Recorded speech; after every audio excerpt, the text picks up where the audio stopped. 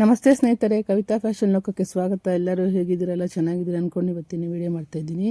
ಇದು ಭಾನುವಾರದ ವಿಡಿಯೋ ಆಗಿರುತ್ತೆ. ನಾವು ಮನೆ ದೇವಸ್ಥಾನಕ್ಕೆ ಪೂಜೆ ಮಾಡ್ಸೋಕ್ಕೆ ಬಂದಿದ್ರಿ, ಅದನ್ನು ವಿಡಿಯೋ ಮಾಡಿ ಹಾಕ್ತಾಯಿದ್ದೀನಿ ನೋಡಿ.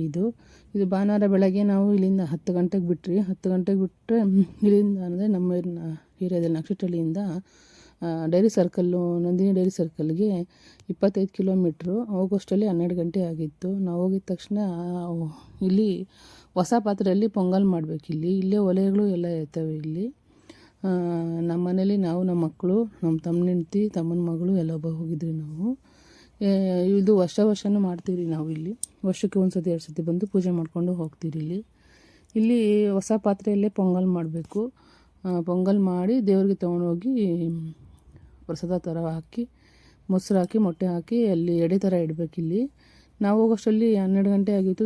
ತುಂಬ ಜನ ಇದ್ದರು, ಸಿಕ್ಕಾಪಟ್ಟೆ ಜನ ಇದ್ದರು. ಆದ್ರೂ ಒಲೆಗಳಿಗೆ ಒಬ್ಬರಿಂದ ಒಬ್ಬರು ಒಲೆ ಮೇಲೆ ಅಲ್ಲೇ ಪೊಂಗಲ್ ಮಾಡಿ ತೊಗೊಂಡೋಗೋಕ್ಕೆ.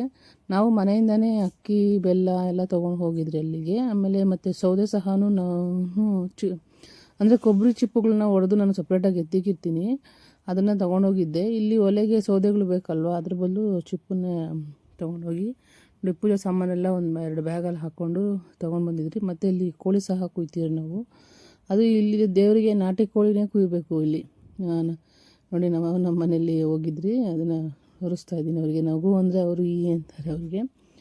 ಮತ್ತು ಇಲ್ಲಿ ತುಂಬ ಜನ ಇದ್ದರು. ಇಲ್ಲಿ ಜನ ಇರೋದ್ರಿಂದ ಸ್ವಲ್ಪ ಹೊತ್ತು ಪೊಂಗಲೆಲ್ಲ ಮಾಡಿ ಸ್ವಲ್ಪ ಇಟ್ಟು ವೆಯ್ಟ್ ಮಾಡಿ ಜನ ಕಮ್ಮಿ ಆಗಲಿ ಅಂತ. ಆಮೇಲೆ ಸ್ವಲ್ಪ ಜನ ಕಮ್ಮಿ ಆದರು. ಆಮೇಲೆ ನೋಡಿ ಪೂಜೆ ಮಾಡ್ತಾಯಿದ್ರು ಇಲ್ಲಿ.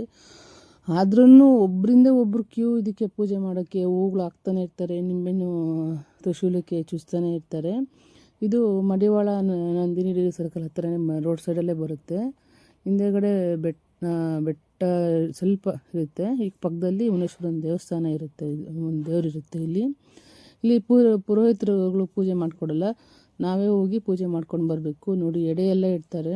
ನಾವು ಸಹ ಪೂಜೆ ಎಲ್ಲ ಮಾಡಿ ಹೂವೆಲ್ಲ ಹಾಕಿ ನಿಂಬೆಹಣ್ಣುಗಳು, ತ್ರಿಶೂಲಕ್ಕೆಲ್ಲ ನಿಂಬೆಹಣ್ಣುಗಳೆಲ್ಲ ಚುಚ್ಚಿ ನಾವು ಊಟದೆಲ್ಲ ತೊಗೊಂಡು ಹೋಗ್ತೀರಿ. 2 ಎಲೆ ತೊಗೊಂಡು ಹೋಗ್ತೀವಿ. ಆ ಕಡೆ ಒಂದು ಕಲ್ಲು ಪಕ್ಕದಲ್ಲಿ ಒಂದು ಇಡ್ತೀರಿ, ಈ ಕಡೆ ದೇವ್ರ ಹತ್ರ ಒಂದು ಇಡ್ತೀರಿ.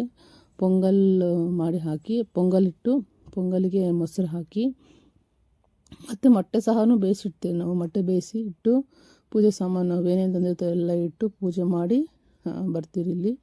ಪೂಜೆ ಮಾಡಿ ಬಂದಾದಮೇಲೆ ಇಲ್ಲೆಲ್ಲನೂ ಪ್ರಸಾದ ಎಲ್ಲ ತಂದಿದ್ದಲ್ವ, ಪ್ರಸಾದಗಳೆಲ್ಲ ಹಂಚಿಬಿಟ್ಟು ಸ್ವಲ್ಪ ಹೊತ್ತು ನಿಂತ್ಕೊಂಡು ನೋಡ್ತಾಯಿದ್ರಿ.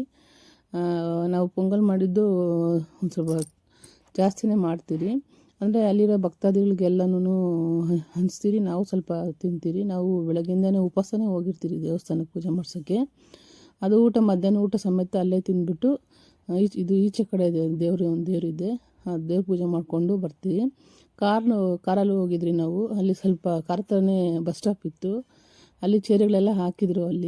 ಅದಕ್ಕೆ ಆರಾಮಾಗಿ ಅಲ್ಲಿ ಸ್ವಲ್ಪ ಕೂತ್ಕೊಂಡು ಸ್ವಲ್ಪ ಗಾಳಿ ತೊಗೊಂಡು ಪ್ಯಾಕೆಲ್ಲ ಮಾಡಿಕೊಂಡು ನಾವು ಓಮಿನಿಯಲ್ಲಿ ಹೋಗಿದ್ದು. ಅದು ನಮ್ಮ ಹುಡುಗಿ ಎಲ್ಲನೂ ಬ್ಯಾಗೆಲ್ಲ ಪ್ಯಾಕ್ ಮಾಡ್ಕೊಂಡು ಇಟ್ಕೊತದ್ಲು ಹೋಗೋಕ್ಕೆ. ನೋಡಿ, ಇದು ಭಾನುವಾರ ವೀಡಿಯೋ ಆಗಿರುತ್ತೆ. ನಾವೆಲ್ಲ ಫ್ಯಾಮಿಲಿ ಸಮೇತ ಮನೆ ದೇವಸ್ಥಾನಕ್ಕೆ ಹೋಗಿ ಪೂಜೆ ಗೀಜೆ ಎಲ್ಲ ಮುಗಿಸ್ಕೊಂಡು ಬಂದ್ರಿ.